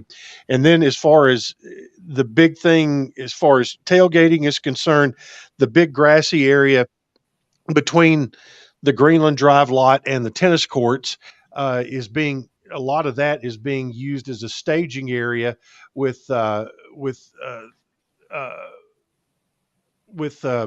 construction materials. And so that's being taken up. And so there's some of the what was optional tailgating area for folks. There's still some RV spots there that are reserved, but the optional spots, you're just going to have to kind of be creative. There's plenty of grass around the stadium. I would suggest going to the other end of the stadium and in toward the middle of campus by the old over there between Old Main and Reynolds Hall, or and there's a big grassy area there that along Middle Tennessee Boulevard. There's plenty of areas to do it. You may just over by the baseball field. There's stuff on either side of the baseball field that's still a very quick walk to the stadium. Chip Walters, voice of Blue Raiders, joining us here on Main Street Sports today, presented by Mid-Tennessee Bone and Joint. And Chip, as we were revisiting MTSU's time in the Ohio Valley Conference, we'd be remiss if we didn't acknowledge today's news out of Richmond, Kentucky, the passing of Eastern Kentucky football coach Roy Kidd at the age of 91. Hey, Coach Kidd, he was kind of the most hated guy in the Blue Raider Nation back in the 80s and 90s, but what a great football coach, and he is an even better man. You're a great guy. I had a chance after I got out of college and I was working in radio. I actually spent 18 months living in Louisville and working on the radio up there, and I had a chance to get to know Coach Kidd on a more personal level, because where I was at the Kentucky News Network, we gave a Player of the Year award across for High School Player of the Year in the state of Kentucky, and we named it the Roy Kidd Award, and that was just how much he was respected. But he and Coach Donnelly would trade barbs back in the 80s, and I remember 1984, probably a high watermark as far as Middle is concerned in that rivalry, because there were some great games. Well, number one, I'll preface it by saying that Eastern Kentucky's success, winning national championships in the late 70s and early 80s, they made everybody else in the OVC get better, and that was all because of what Roy Kidd did. And get better or get beat. Yeah, get better or get beat. Roy was a former quarterback coaching at his alma mater at Eastern Kentucky. Boots Donnelly, former defensive back, coaching at his alma mater at Middle Tennessee. But in 1984, Middle went up there and won a game at Richmond at Hanger Field. And that was a real measuring stick for where the program was. So anyway, season goes along, and Middle Eastern ends up winning the regular season championship. Middle had lost a game somewhere in there, and got sent back to Richmond for a playoff game, and went up there and beat them twice on their home field. And for Middle, that has to be the high watermark in the series against Eastern Kentucky. But after his retirement, Coach Kidd was very gracious with his time. I remember calling him up when they put up Coach Donnelly's statue by the Hall of Fame, and did an interview with him, and he was just so gracious and so warm in his feelings for Coach Donnelly. And I haven't talked to Coach today, but I'm sure that his feelings for Coach Kidd were very similar. They were two guys cut from the same cloth, and were as competitive as all get out, and wanted to beat each other so bad. But when it was over, it was over. They'd go to the coaching conventions. Their wives would hang out together, and they were buddies. So Coach Kidd's going to be missed, and what he did for the Ohio Valley Conference and what he did for 1AA football should never be forgotten. Coach at his alma mater, Eastern Kentucky, from 1964 to 2002, over 38 years, won 2 1AA national championships, couple of runner-up finishes, 16 OVC titles, 314 career victories, 25 consecutive winning seasons, 17 1AA playoff appearances, 2-time 1AA National Coach of the Year. And there was a time, obviously, when you listen to all those numbers and accomplishments, that Eastern Kentucky was the standard for certainly the Ohio Valley Conference and quite possibly NCAA Division I AA football. So, that was all of 100%. it, Yeah. No, absolutely. Okay. Hey, before we get out of here, got to mention volleyball. Woo! Big How about on that? The road. Going down to Auburn. Or as some people say on TV, the University of Auburn. They it went down to Auburn, beat Auburn, and then and beat College of Charleston Southern rather, and ended up winning that event down there this weekend. And they've now won 5 matches in a row. Got a little something going on that is what we call a streak, and getting ready for conference play. So Chuck Crawford's got a really good team. Taylor Eisert was named again as the Conference USA Setter of the Week, and it's the second straight week she has earned that. She leads the nation in digs per set at like 12.9, and I'm not smart enough to know what all that means, but if she's number 1 in the country at it, it's a good thing. Be pretty good. Yeah. 12 digs per set is insanity. Seriously. Yep. Like that means that when the other team tries to kill it, you prevented 12, you prevented 13 kills per set. I mean, and a set is the game to 25. So wow. Yeah. That'll win you a lot of games. And sets and matches. That's right. There we go. There you go. All right. Well, we appreciate it. Look forward to the first home game. Yeah, Chip's looking forward to sleeping in his own bed Friday night. Hey, get this. Stock brought this up real quick. Last time Middle played at home was the weekend before Thanksgiving last year. Since then, had to go to FIU, went to Hawaii, went to Alabama, went to Missouri. So now they're getting to play at home. But the good thing is, of the next 10 games, 6 of them are at home. And also, here's another little odd stat.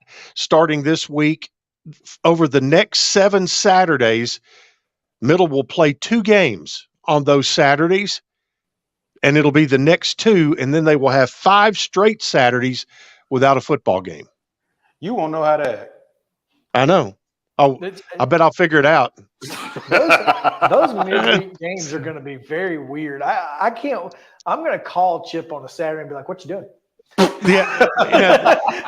The weird part is going to be getting our preparation correct. Like the first one, because the first one's on a Thursday, the next one's on a Wednesday. Yeah, well, exactly. But it's like, okay, I normally go see the coordinators on Thursday. That means I'll need to see them on Tuesday, or on those 2 weeks where there's games on Tuesday, go see them on Sunday. so it's going to be a little odd. And on the 2 games where we play on Tuesday, the Monday night coaches show is actually going to be recorded the previous Friday at lunch and played back at the normal time on Monday. So there's a lot of flexing that is going on, and pivoting being the word that we all learned back in 2020. Adjust, adapt, overcome, right? There you go. It's a fluid situation. It's a fluid situation, baby. Yeah. It's a developing situation. Chip, we appreciate it, man. Thank you, boys. Hope to see y'all this weekend. Yeah. We'll see about that. Yeah. I will not be there. No, I'm umpiring 4 games. I just found out, so no, I won't be there either. But it's Murray. Now, rat poison or not, I'm counting on them to take care of business there. Chris Hatcher got ran out of Sanford this past weekend, by the way. I mean, Western Carolina beat him like 40-0. Ooh. and they've got the best quarterback in FCS. Who does? Sanford. Oh, because I was just getting ready to say they must not have a quarterback this time. And no, they're the same guy. Same quarterback. I mean, Western just absolutely demolished. It was wild. I'd never seen anything. But when he mentioned that, I was like, man, I forgot that Hatcher got thrashed this weekend. Yeah, so Hatcher's trying to forget that Hatcher got thrashed this weekend too. Yeah. He wishes he could forget.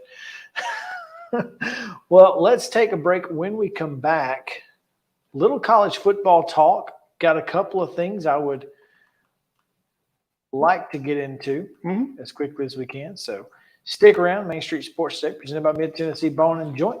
Back after this.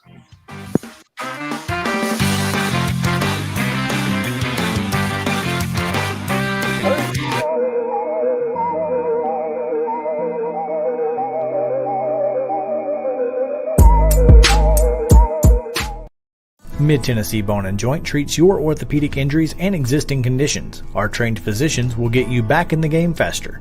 Contact us at 931-381-2663 or www.mtbj.net. With Lee Company technology, the best handymen are hands-off.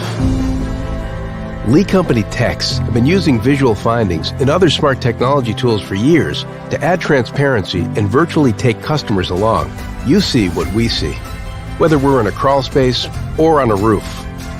With Lee Company, technology helps us help you, no matter what's happening in the world or at your house.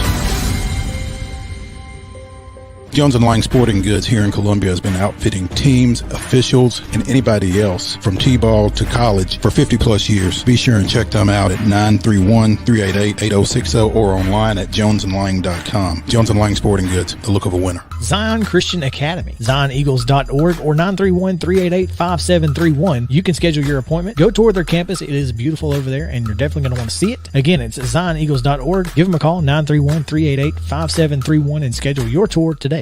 Did you know that up to 80% of us will experience back or neck pain during our lifetime? Many of you are offered surgery or addictive pain pills to relieve your chronic pain. At the Dr. Gill's Center for Back, Neck, Chronic Pain Relief, we have been leading the way to better health, naturally, and have helped tens of thousands of people right here in Middle Tennessee for the past 30 years. I came to Dr. Gill about 10 years ago after my local doctors recommended surgery. I knew about Dr. Gill and wanted to see if he could help me. 10 years later, I am pain-free, no surgery, and no pain pills.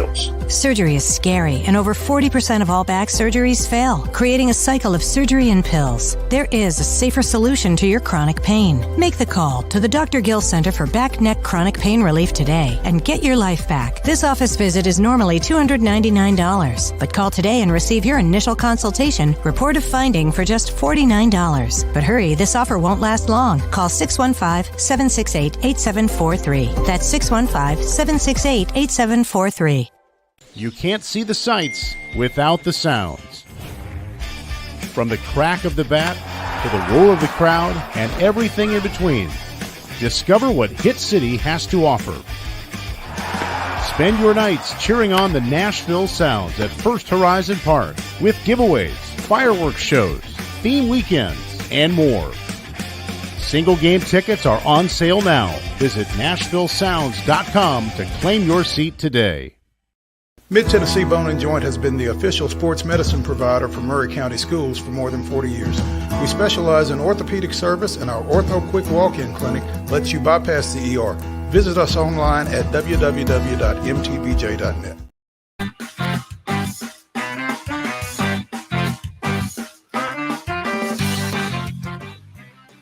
Welcome back in. Main Street Sports Today is presented by Mid-Tennessee Bone and Joint. We're here in the Lee Company studio in Columbia. Glad to have you guys with us. Chris Yao and Mo Patton. Got some college football talking points to kind of get into, Mo, and one of them is, we kind of talked about the Pac-12 and very briefly the lawsuits that are now being filed by Oregon State and Washington State. One of them was to prevent a board of directors meeting because Oregon State and Washington State feared that if a meeting took place that they would vote to dissolve the Pac-12. And Oregon State and Washington State said, wait a minute, you've given notice. Here are all the ways in which notice was given. Mm-hmm. And a judge agreed, says that they cannot hold the meeting. Temporary restraining order has been granted. Well, they shouldn't be able to vote on the future of a conference that they have left anyway. Well, and they're saying we didn't leave it yet. But you did. They haven't delivered George Kliakoff a letter saying that we're leaving, right? So they've just been accepted into another conference. This is their defense, which is pretty flaky. Hmm? I feel like that's kind of important. And I'm not sure how any of the other, 7 teams that were left? I don't know. They were 12, then they were 10. So the other 7 teams, right? Because you take, I guess, other 8 teams. Yeah. I don't know how. Because there were 10. Yeah. With the departure of UCLA and USC, that got them to 10. And then so Oregon and Washington State are Oregon State, Washington State are left, which means there are 8 others. Right. So I don't know how, and maybe they don't care what it looks like because the money is more important than the public optics. relations. Yeah. Which I can understand. Yeah, it makes sense. But Judge Gary Labbe says the motion for temporary restraining order against George Kliakoff and the Pac-12 is a go. So they cannot have the meeting. Judge says conference can continue. This is from Stuart Mandel. Quote, normal course of business day to day, but put the brakes on any more board meetings without further court action. The judge will amend the order to allow the board to adopt a proposal that elicits a unanimous vote like the immediate retention plan. Everybody wins. Because obviously Oregon State and Washington State are not going to vote for that. So the schools have the judge's blessing to act on immediate matters affecting this school year. Long term, however, the court will still need to address the issue of which members can vote on what matters regarding the future of the conference. Is it only Oregon State and Washington State? I mean, look, I've said this already a couple of times. Oregon State and Washington State have a case here. Mm-hmm. And college football playoff money going forward and all of the March Madness money, that's a lot of money. And oh, by the way, if the Pac-12 still exists, I don't think there's any exit fees because they're not having to buy out any media rights deals. But there might be some sort of fee that they're having to pay that I don't know about. But they're not having to buy out a media rights deal. So it's not like they've got this ginormous exit fee that they're going to have to pay to get out. Right.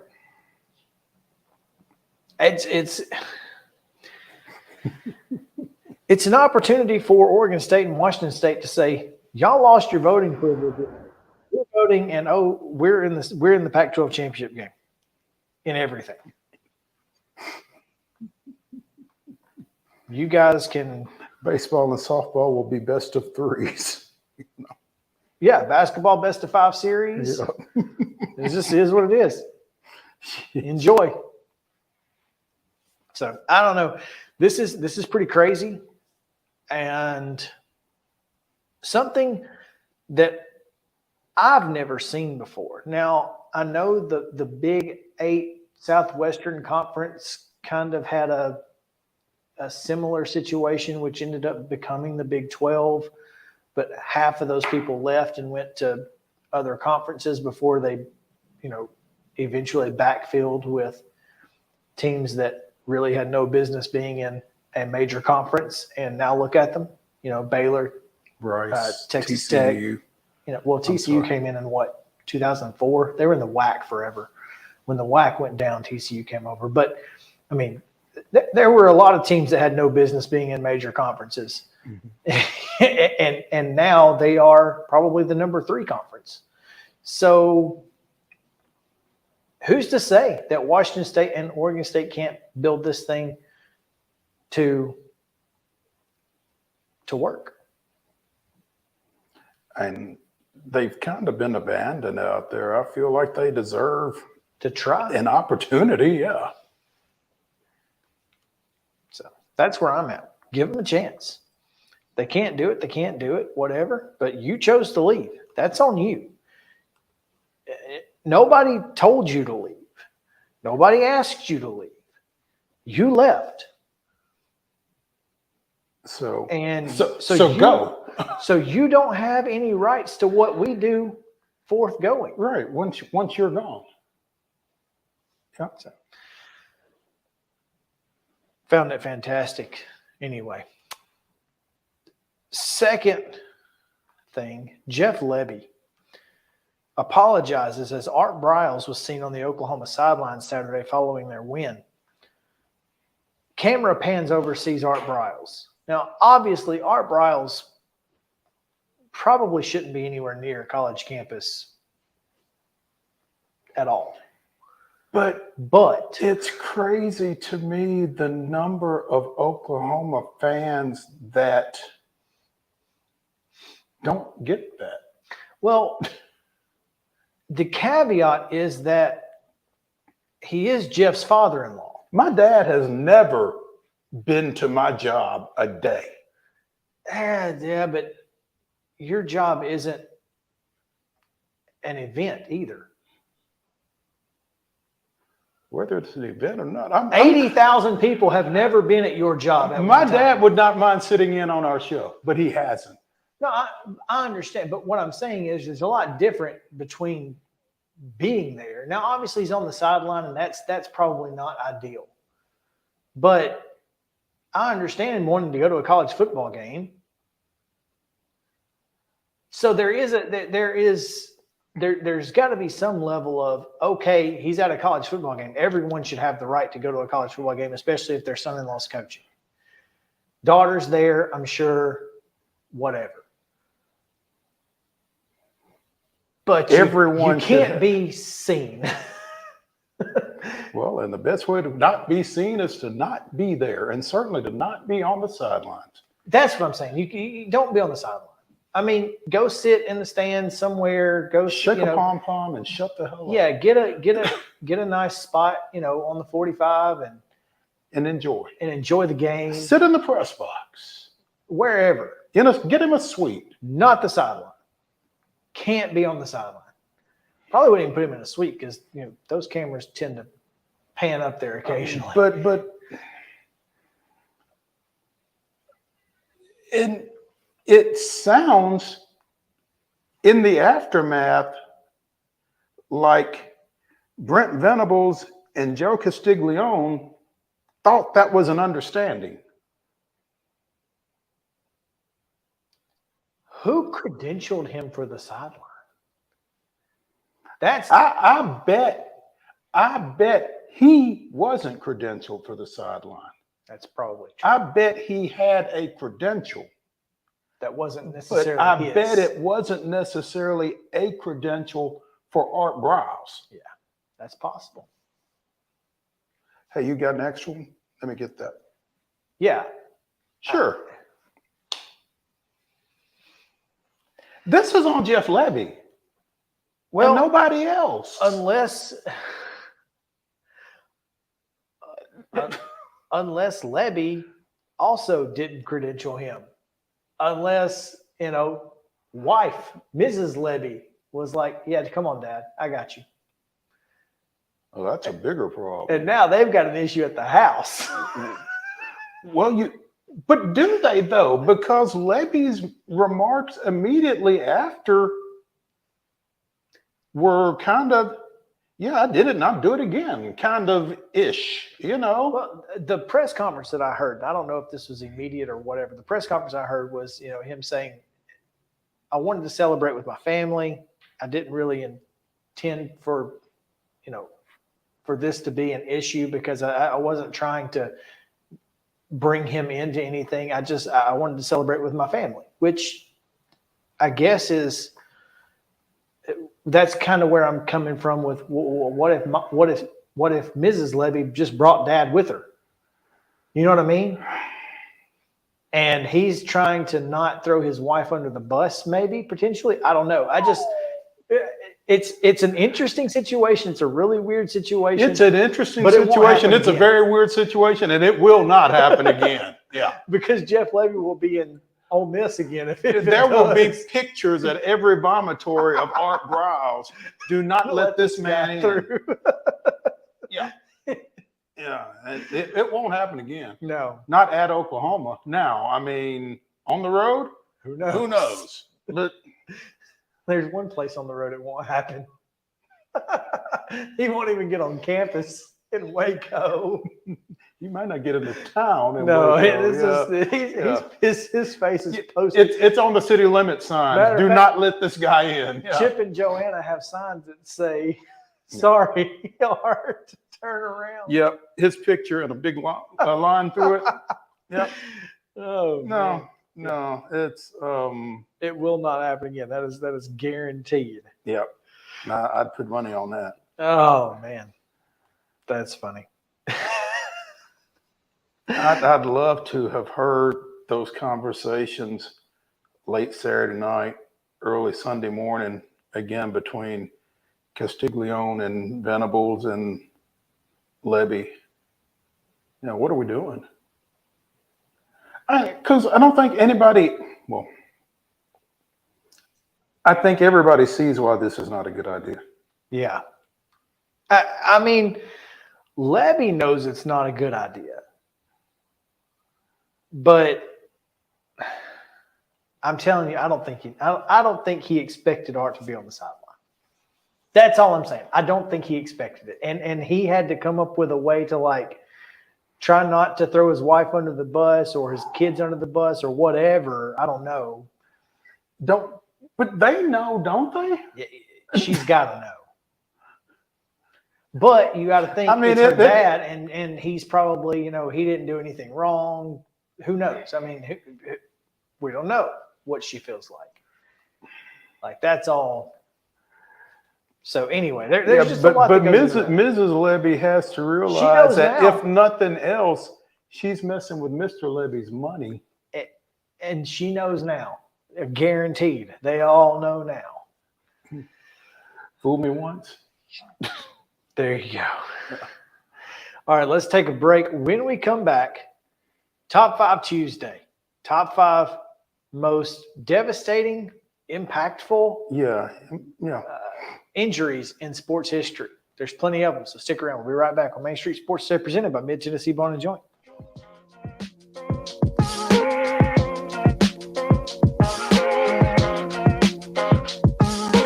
Mid-Tennessee Bone and Joint treats your orthopedic injuries and existing conditions. Our trained physicians will get you back in the game faster. Contact us at 931-381-2663 or www.mtbj.net.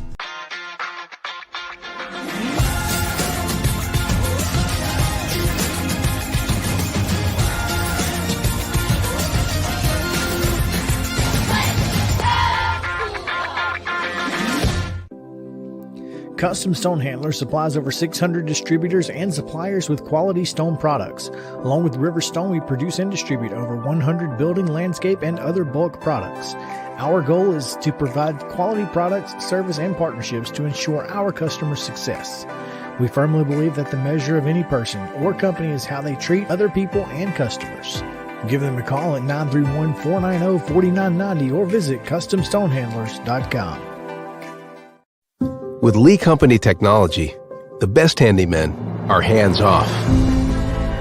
Lee Company techs have been using visual findings and other smart technology tools for years to add transparency and virtually take customers along.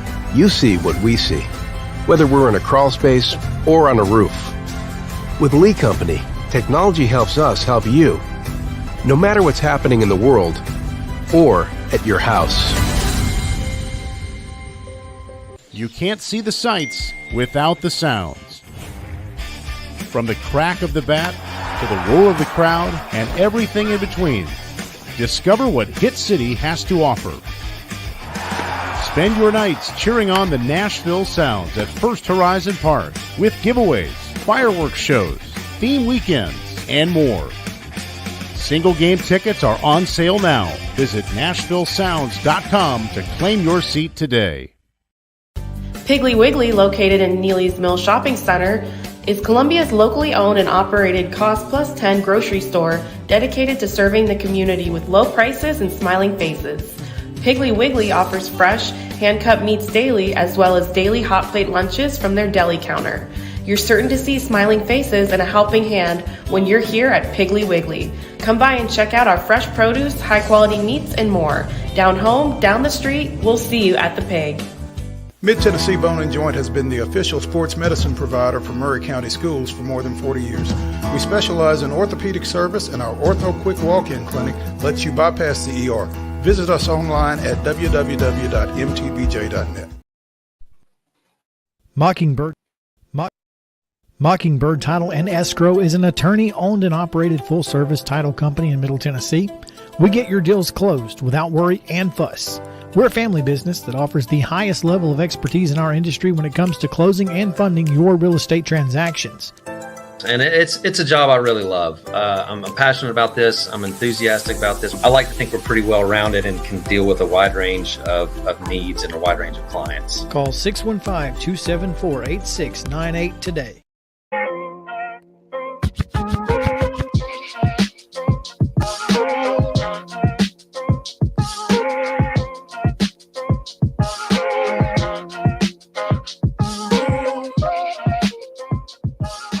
Welcome back in. Main Street Sports Day presented by Mid-Tennessee Bone and Joint. Chris Yao and Mo Patton, Justin Kulik. Yo. Coming in. Appreciate all of your hard work today. Very much appreciate it, as always. Thank you, sir. Time for us to draft our top five. Thanks to our friends at Mid-South 5 Fitness. Dallas Still and the fine folks there. Stillathletes.com at STEEL Athletes. Make sure to follow them on Instagram. All right. Number one, Justin, you'll be number two. Okay. Mo, you will be number one, and I will be number three today. Most devastating / impactful injuries in sports history. Real quick, can it be golf, even though that's not a team sport? Okay, so that's a whole other discussion for today. Golf is a sport, not an athletic event. Okay, all right, good. Because to answer your question, yes. Yes. Good deal. All right, sounds good. We're not going to let Chris get off on a rant 8 minutes before we go off. We don't the have time air, for that. Yeah. So let's go. So I'm number one. So I'm taking Bo Jackson's hip. Nice. I got to go D Rose injury. Mm-hmm. Although great for us, Andrew Luck. Yeah, retired. It's so bad to have an injury. Colts haven't been the same since. I mean, yeah, true. No, they have not. This is kind of niche type, but it's kind of one of those hashtag IYKYK type things. You remember South Carolina running back Marcus Lattimore tore every knee ligament. Every against ligament Tennessee. Yeah, that's my number two. Oof. My number two is going to be 2015 Kobe Bryant torn Achilles. Those darn Achilles. Achilles. That's with a capital A, by the way, particularly if you're trying to do it on Twitter or X or whatever. Odysseus. Yeah. My number two is going to be Greg Oden. And it wasn't just one, it was all of them. Mm-hmm. Yeah. On multiple occasions. Yeah. Okay. My number 3, and it might not be third on my list necessarily, but considering I'm one of 2 Atlanta Braves fans on this show, you remember when Eric Young Jr. stepped across the back of Tim Hudson's ankle when he was covering first base? Ended his career. Yeah. Yeah. That's my number 3. I forgot. I mean, I didn't forget about it, but it wouldn't have been on my list. Mm-hmm. There are other Braves that are close, and we'll get to that. Justin? Sorry, Chris. I'm sure this is on your list because you mentioned it earlier, but Joe Theismann broke his leg. Ooh.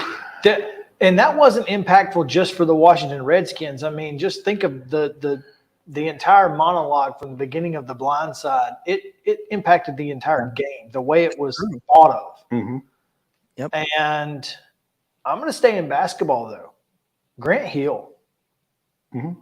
I mean, again, kind of all of them, but like Derrick Rose, it just kind of it snowballed. Mm-hmm. That first injury, and then the sickness, and next thing you know, it just snowballed. And he, I mean, gosh, he was one of the best players in the game. Mm-hmm.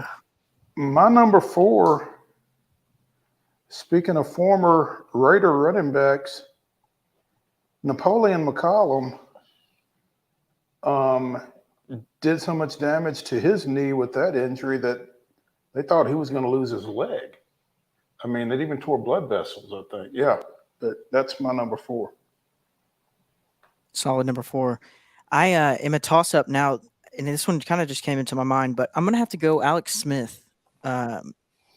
His whole, I mean, he almost lost his life during that whole leg incident. Good to see him come back, though, and not do too bad. Absolutely. My number 4, I'm going to go with, speaking of the Colts were never the same, Peyton Manning's injury won the Broncos a Super Bowl. Your face. And really, impactful the other way. It won the Broncos a Super Bowl, and it pretty much resulted in Andrew Luck being a Colt. Right. Yeah. So it was impactful for everybody positively, really, Yeah. except Peyton Manning. Except Peyton having to deal with the injury for 2 years, basically. So. Yeah. Okay.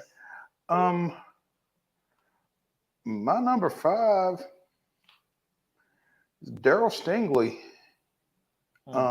Getting hit across the middle by Jack Tatum and coming out of that paralyzed as a result. I'm not going to lie. Now that we're doing this, I am having so many flood to my mind. But I'm going to go, since I mentioned that I would, Tiger Woods. Absolutely. Yeah.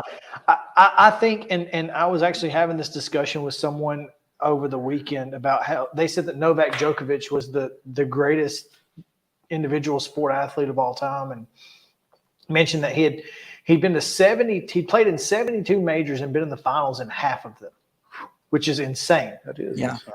But if Tiger doesn't get hit with whatever his ex-wife hit him with and mess his back up. I think she hit him with everything, man. Yeah, anything she could find. Yeah, 9.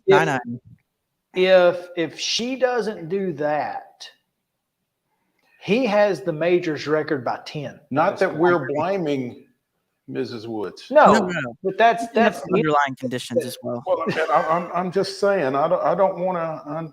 But that's, I mean, I don't want that. And that was my number 1. You remember we did what ifs in history. That was my number 1. So my number 5 most impactful sports injury, I'm going to have to go with, man, I was really wanting to go Tiger there, and I can't remember now off the top of my head where else I was going to go. Let's go with Jason Hayward getting hit in the face. Because I promise you that is what sent his career on the trajectory it went on. He was scared. And as anyone with a brain would be. Sure. Really, honestly. I mean, scared to death. again, not gonna fault him for that. I'm a little surprised you didn't go with Dale Earnhardt. Ooh, wow. That's That is the biggest injury. that's not an injury. That's I tried to stay away from death. That's man. Yeah, that kind of brought it to a somber end there. Well, kind of did. I wasn't really. That was the reason it was on my list. I don't consider death to be an injury, but technically, I guess the injury resulted in the death. the injury. Yeah, the fatal injury. It was in Honorable fact, so- mention, Laquan Treadwell. Remember that? Oh yeah. Yeah. Gosh, that one killed his career. Yeah. So, yeah, all right, let's get out of here. That's Top 5 Tuesday. We'll see you guys tomorrow at 2:00 here on Main Street Sports Today.